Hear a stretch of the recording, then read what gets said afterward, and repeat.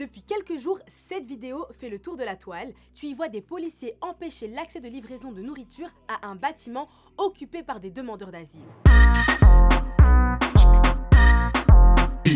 Dimanche vers 15h, t'as environ 70 demandeurs d'asile qui ont pris possession d'un bâtiment vide de l'État fédéral situé à Bruxelles et plus précisément à Saint-Josse et ils ont bloqué les accès de l'intérieur. Et la petite blague, c'est que cet immeuble en fait c'est censé devenir le futur centre de crise nationale. Mais pourquoi est-ce qu'ils se sont retrouvés à faire ça? Ben déjà, faut savoir que les demandeurs d'asile présents sont porteurs de l'annexe 26 qui prouve leur demande de protection internationale auprès de l'État belge. Donc la loi oblige notre pays à les accueillir dignement dans ce cadre-là. La Belgique doit leur fournir de l'aide matérielle pendant l'examen de leur demande d'asile. Et cette aide concerne dans un premier temps les besoins de base, à savoir un endroit où dormir, des repas, des vêtements et un accès aux sanitaires. Mais là, ces demandeurs d'asile n'ont pas pu obtenir de place dans le réseau d'accueil prévu. Donc ça fait plusieurs mois qu'ils sont à la rue. Et c'est pour ça qu'ils sont venus s'installer dans ce bâtiment. Et finalement, ça a une certaine symbolique vu qu'il appartient à l'État et surtout qu'il est inoccupé. C'est un peu une manière de rappeler une fois encore que l'État a des obligations vis-à-vis d'eux. D'ailleurs, juste après, des discussions ont eu lieu sur place entre la police et des membres du collectif Stop à la crise de l'accueil. Et ce collectif avait annoncé que le bourgmestre de Saint-Josse, Émir Kir, avait ordonné à la police de ne pas intervenir et qu'il tolérait cette occupation. Mais quelques heures plus tard, vers 19h, on n'a rien compris, mais t'as vu une horde de flics débarquer en masse et bloquer les accès du bâtiment aux bénévoles. Puis tu connais, quand il y en a plus, il y en a encore. Donc vers 20h, d'autres se sont ajoutés, à base de chiens, de fourgons, de canons à eau et j'en passe. Et à ce moment-là, logique, tout le monde pensait qu'ils voulaient procéder à une expulsion. Mais finalement, ils ne sont pas rentrés. Et dimanche soir, le collectif Stop à la crise d'accueil avait commenté en disant que toutes les entrées étaient contrôlées par les policiers, ce qui empêchait toute entrée de nourriture, de couverture, d'eau, etc.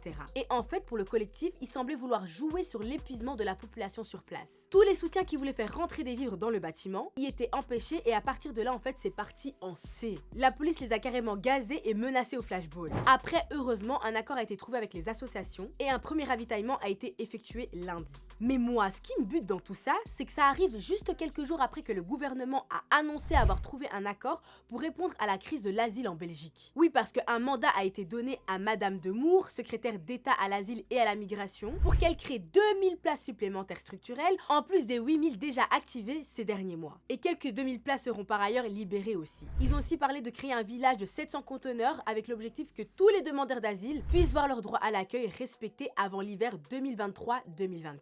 Seulement moi je me pose la question, qu'est-ce qu'on fait des gens qui sont en train de dormir dans le froid en ce moment même? Et ce qui est souvent reproché au gouvernement belge, c'est de faire 1 million de promesses, 1 million d'annonces, mais avec très peu d'actes qui suivent. C'est pour ça que malgré cet accord, beaucoup restent sceptiques. Sotietan Go, la directrice générale de l'ASBL CIRE, a d'ailleurs rappelé que ça fait 18 mois que des annonces sont faites, 18 mois que cette crise de l'accueil prend des proportions qu'on a rarement connues en Belgique, et elle regrette aussi qu'on mette l'accent sur le fait qu'il y ait des abus du côté des demandeurs d'asile, et sur le fait qu'ils comptent renforcer la politique d'expulsion des demandeurs qui recevraient une réponse négative. Genre maintenant ils devraient bouger dans les 30 jours, alors qu'en vrai ce qui pose vraiment problème, c'est surtout le fait que la Belgique ne respecte pas l'état de droit et le droit des personnes. Sotietan Go ajoute aussi qu'elle espère qu'il ne se cache pas derrière l'annonce de cet accord et de ces mesures pour nous endormir et amener à une restriction en matière de regroupement familial, en matière de droit à l'exercice de recours et à l'opposition d'une procédure d'expulsion. Alors qu'en vrai ce qu'il faudrait, c'est qu'enfin on travaille sur des politiques d'accueil humaines et qu'on stoppe la déshumanisation de ces personnes. Il faut arrêter de monter les gens contre les réfugiés parce que ce qu'on oublie trop souvent de rappeler,